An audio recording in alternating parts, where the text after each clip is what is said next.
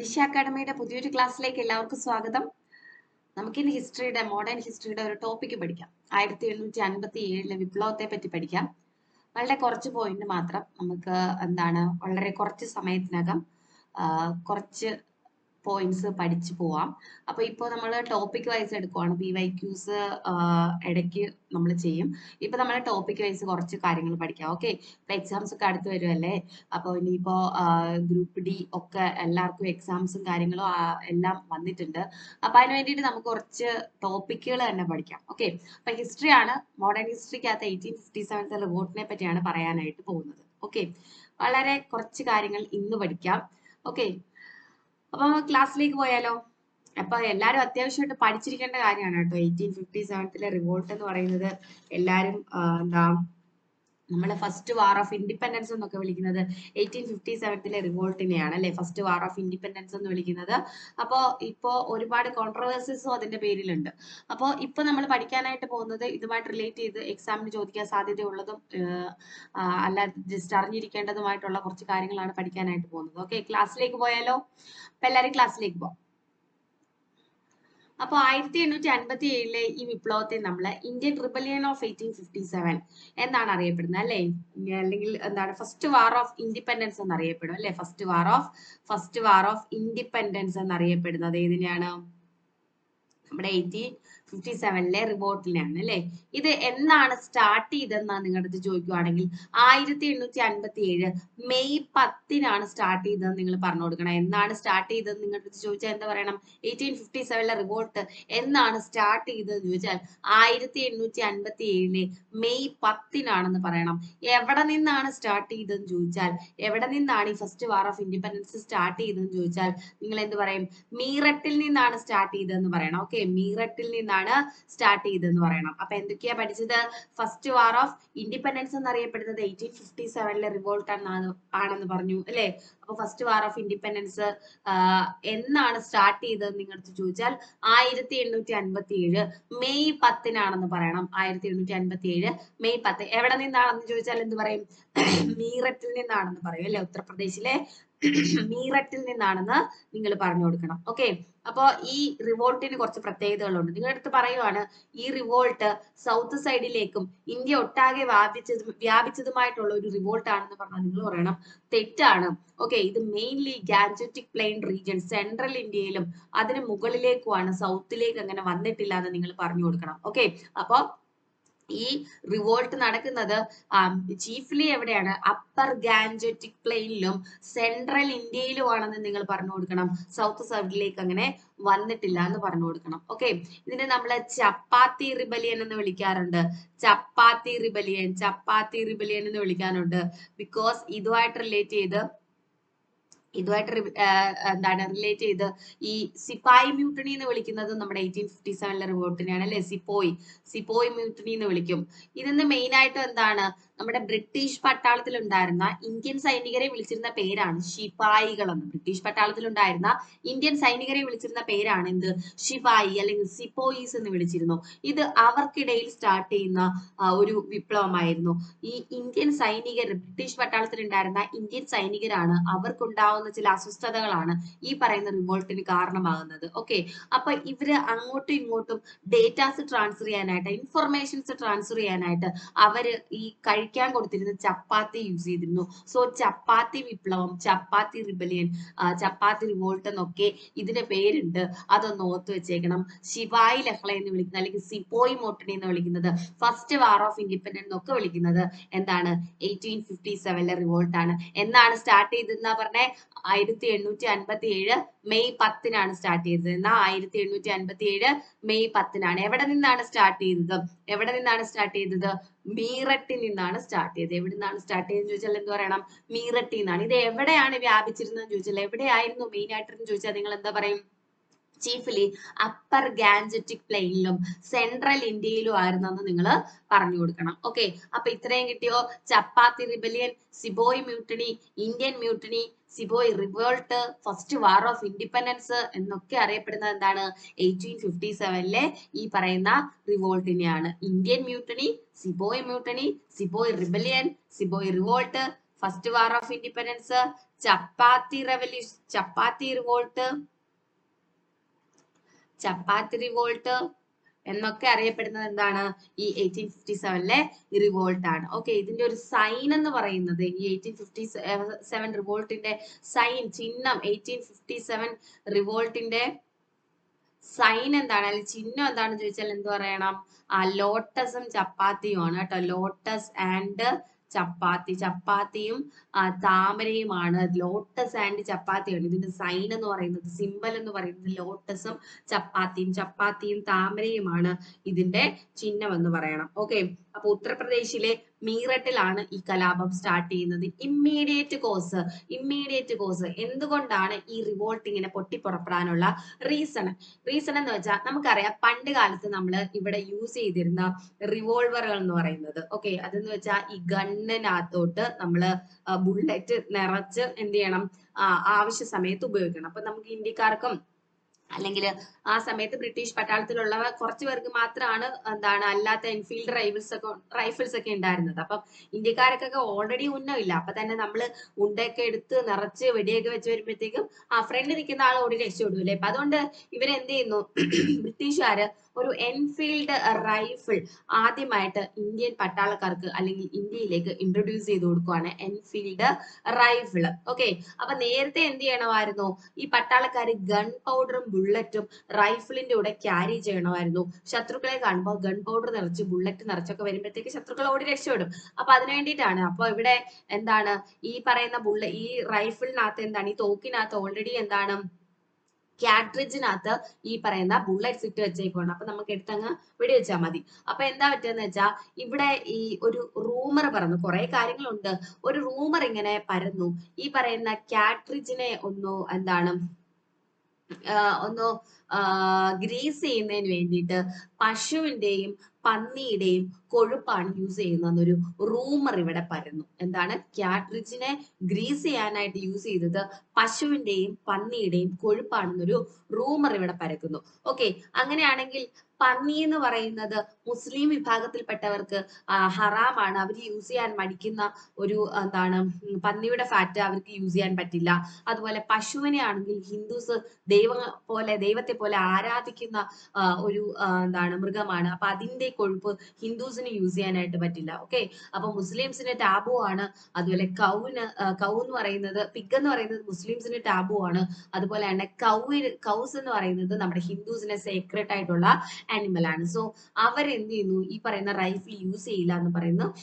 1856 last ഡിസംബറോട് കൂടിയൊക്കെയാണ്, ജനുവരിയിലാണ് ഇത് main ആയിട്ടും ഇവർക്ക് ഇൻട്രൊഡ്യൂസ് ചെയ്ത് കൊടുക്കുന്നത്. ഓക്കെ, അങ്ങനെ ഈ സമയത്ത് ഇവർ ഇത് റെഫ്യൂസ് ചെയ്യുന്നു, അല്ലെങ്കിൽ ഇൻട്രൊഡക്ഷൻ ഓഫ് എൻഫീൽഡ് റൈഫിൾ ആണ് ഈ പറയുന്ന 1857 റിവോൾട്ടിന്റെ ഇമ്മീഡിയറ്റ് കോസ്. നിങ്ങൾക്ക് what is the immediate cause of the revolt of 1857 എന്ന് ചോദിച്ചാൽ എന്ത് പറയണം?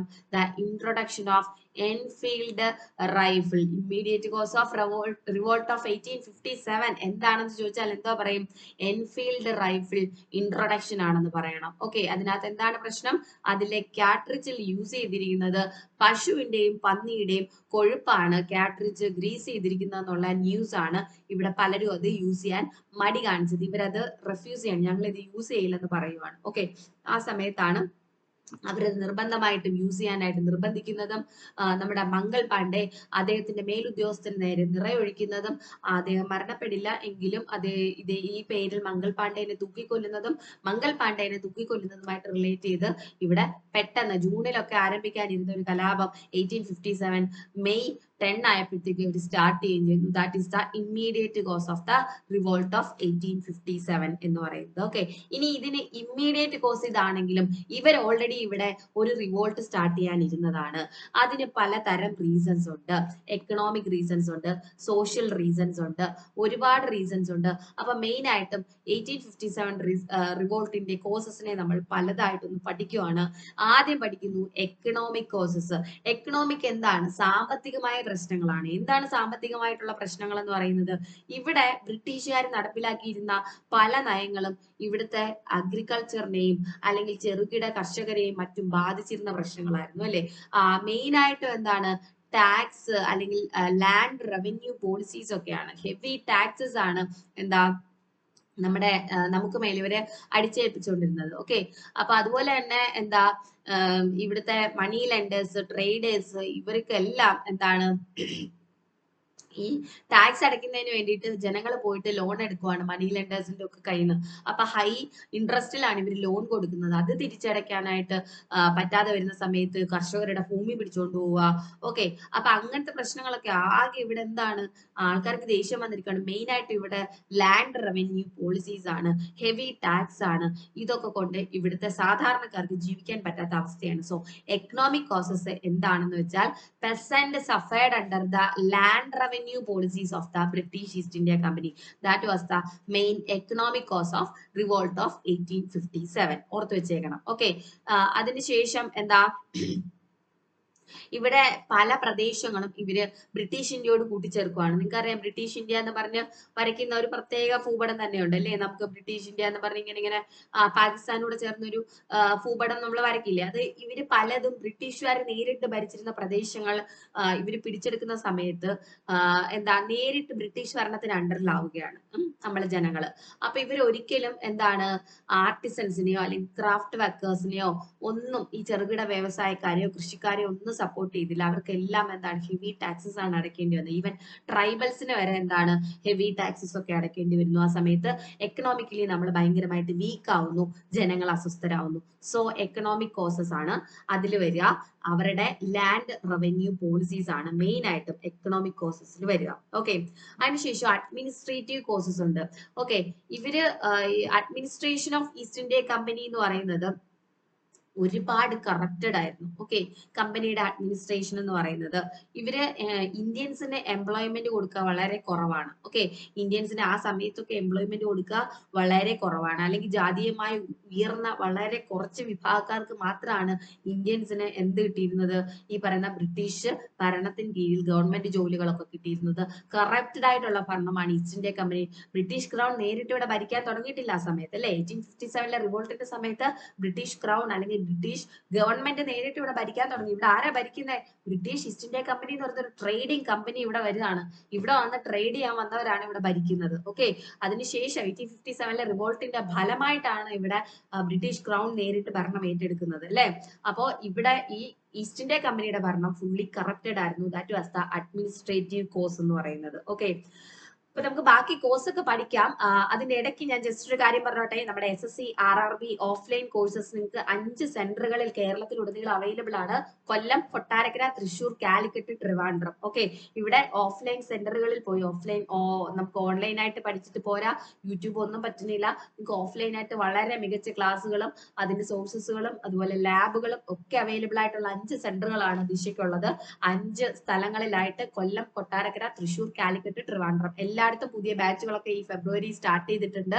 അപ്പൊ നിങ്ങൾക്ക് തൊട്ടടുത്ത സെന്ററിൽ എവിടെയെങ്കിലും പോയി നിങ്ങൾക്ക് കോച്ചിങ് ഒക്കെ കിട്ടാവുന്നതാണ്. ഇനി ഓഫ്ലൈൻ സെന്ററിൽ പോകാൻ പാടാണ്, സമയമില്ലാത്തവർക്ക് വേണ്ടിയിട്ട് ഓൺലൈൻ കോഴ്സസ് ഉണ്ട്. ദിശയുടെ ആപ്പ് വഴിയാണ് പ്രൊവൈഡ് ചെയ്യുന്നത്.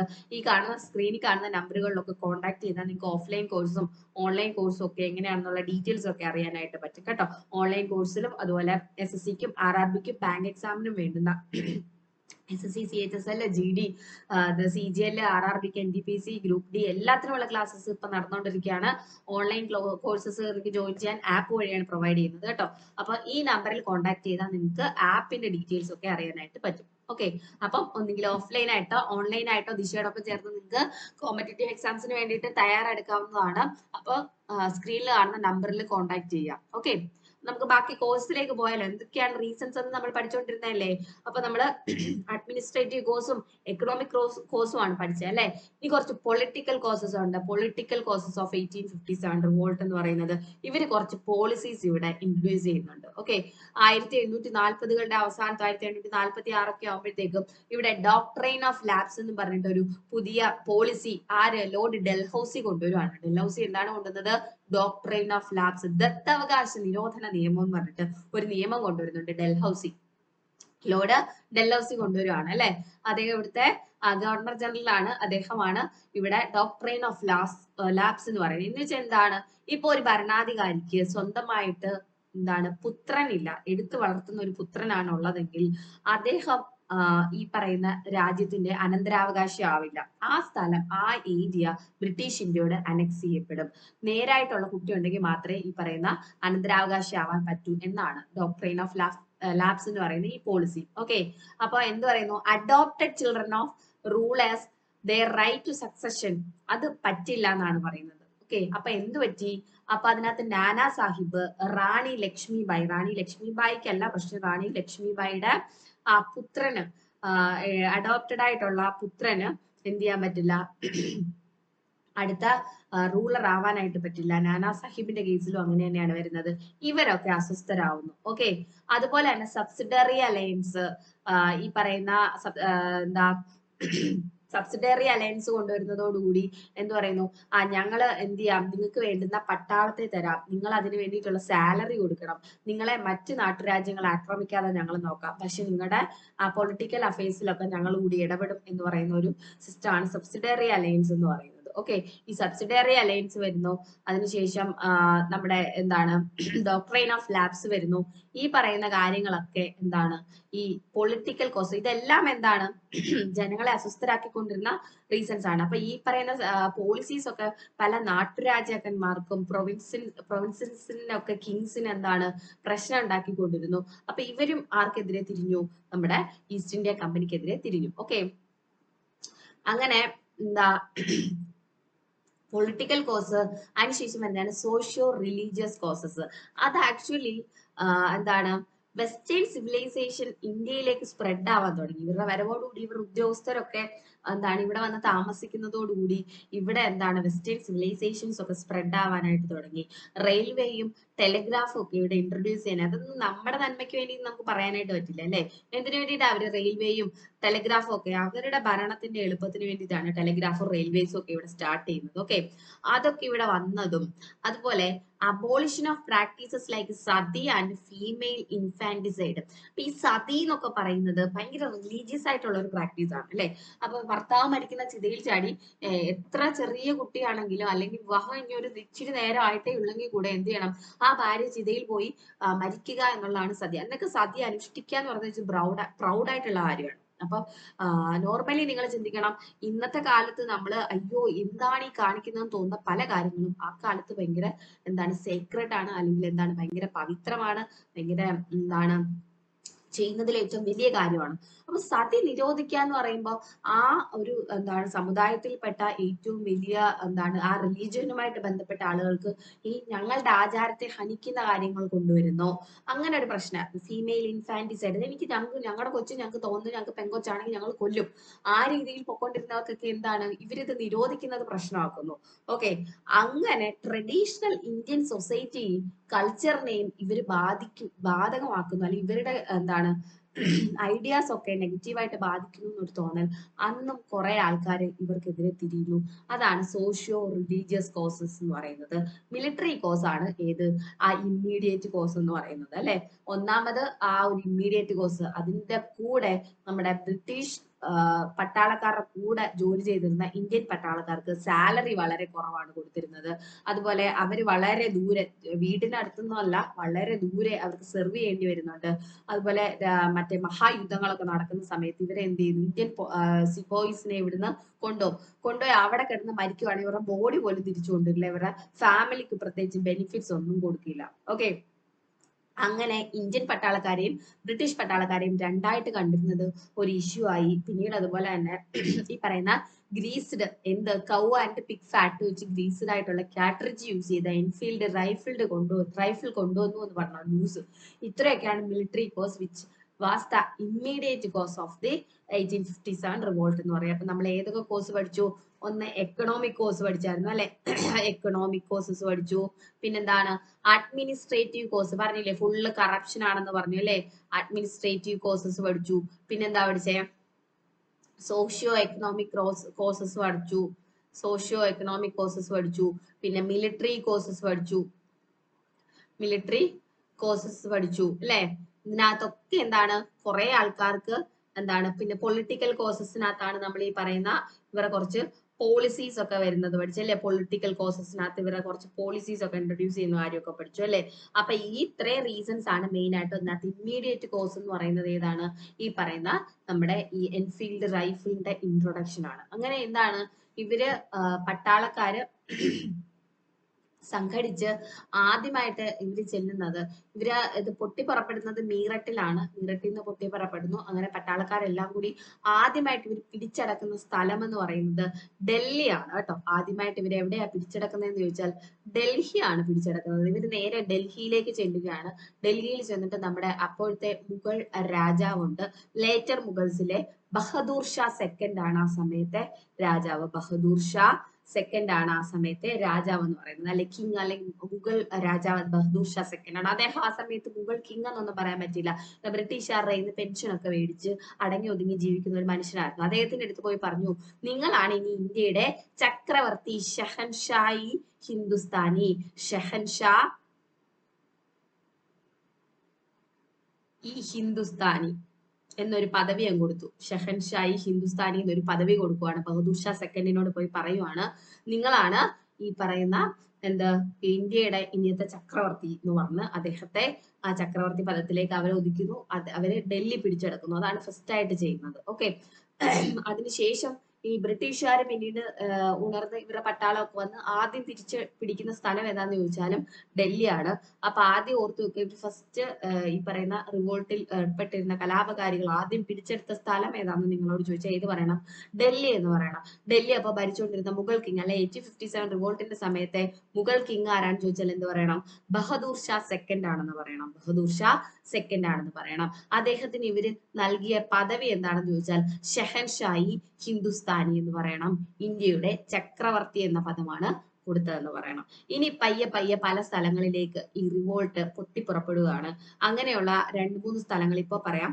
ഓക്കെ, ഫസ്റ്റ് ആദ്യം നമ്മൾ പഠിക്കുന്നു ലക്നൗ എന്ന് പറയുന്നു. ലക്നൗ എവിടെയാന്ന് വെച്ചാൽ അവധിന്റെ ക്യാപിറ്റലാണ്. ഓക്കെ, ലക്നൌവിൽ ആരാണ് റിവോൾട്ട് നയിച്ചതെന്നോ അവധിൽ ആരാണ് റിവോൾട്ട് നയിച്ചതെന്നോ ചോദിച്ചാൽ നിങ്ങൾ പറയണം ബീഗം ഹസ്രത്ത് മഹലാണെന്ന് പറയണം. നിങ്ങൾ എന്ത് ചെയ്യണം?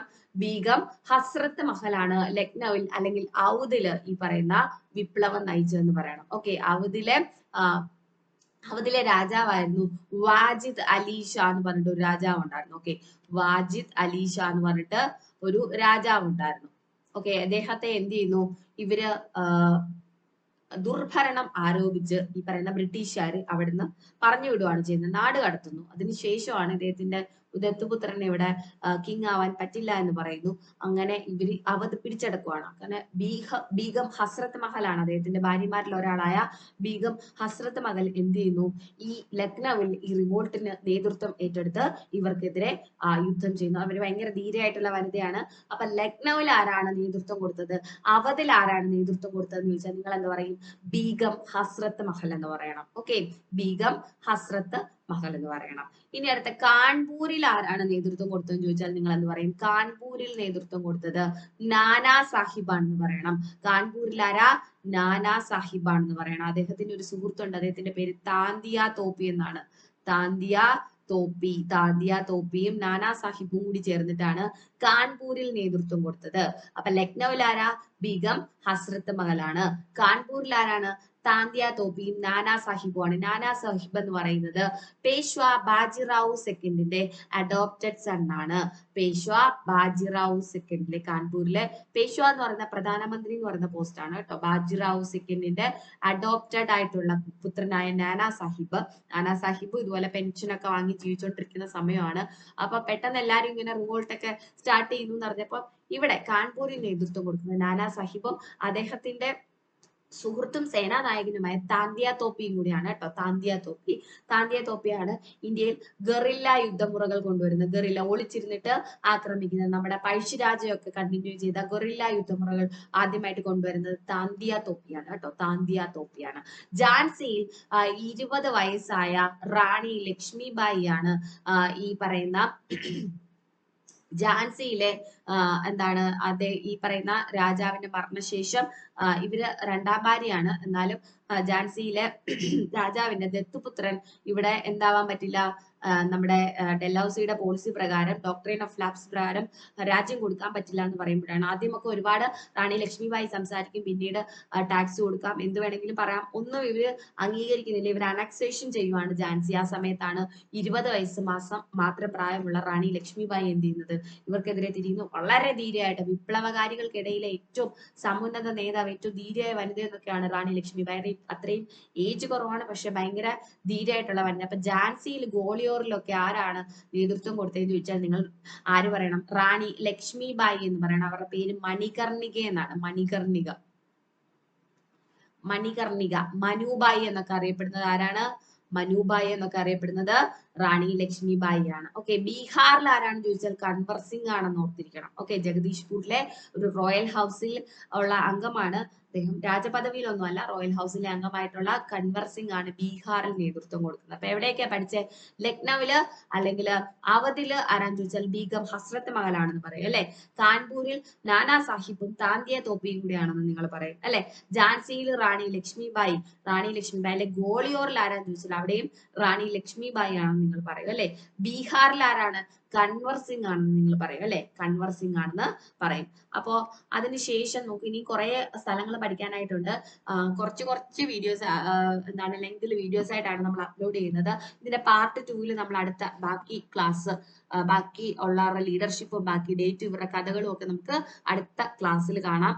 അപ്പോൾ തൽക്കാലം ഇതുകൊണ്ട് ഞാൻ വൈൻഡപ്പ് ചെയ്യുവാണ്. ഇന്ന് നമ്മൾ പഠിച്ചത് നിങ്ങൾ ഓർത്തോണം. എന്തൊക്കെയാണ് ഇതിന്റെ കോഴ്സസ്, എന്തൊക്കെയാണ് ഇതിന്റെ മറ്റ് പേരുകള്, എന്താണ് ഇമ്മീഡിയറ്റ് കോഴ്സ് എന്താണ്, നിങ്ങൾക്ക് ചോദിക്കും പൊളിറ്റിക്കൽ കോഴ്സസിൽ പെടാത്ത ഏത്, ഇമ്മീഡിയറ്റ് കോഴ്സ് ഏത്, എക്കണോമിക് കോഴ്സിൽ പെടാത്ത ഏത്, ഇങ്ങനെ തന്നെ ക്വസ്റ്റ്യൻ ചോദിക്കും കേട്ടോ. അതിനുശേഷം എന്താണ്, നമ്മൾ ജസ്റ്റ് കുറച്ച് സെന്റേഴ്സും പഠിച്ചു. ഇത്രയാണ് ഇന്ന് പഠിച്ചത്. ദയവേത് ഇത്രയും നോട്ട് ചെയ്ത് വെച്ച് പഠിക്കാനായിട്ട് ശ്രമിക്കുക. പാർട്ട് 2 നമ്മൾ ഇതിന്റെ തന്നെ കണ്ടിന്യൂഷൻ പറയുന്നതായിരിക്കും കേട്ടോ. അപ്പൊ എല്ലാവർക്കും thank you so much. Thank you all. അപ്പോൾ ഇന്നത്തേക്ക് ഞാൻ വൈൻഡപ്പ് ചെയ്യുവാണ്. ഇത്രയും വരെ എല്ലാവരും പഠിക്കുക. Okay, thank you.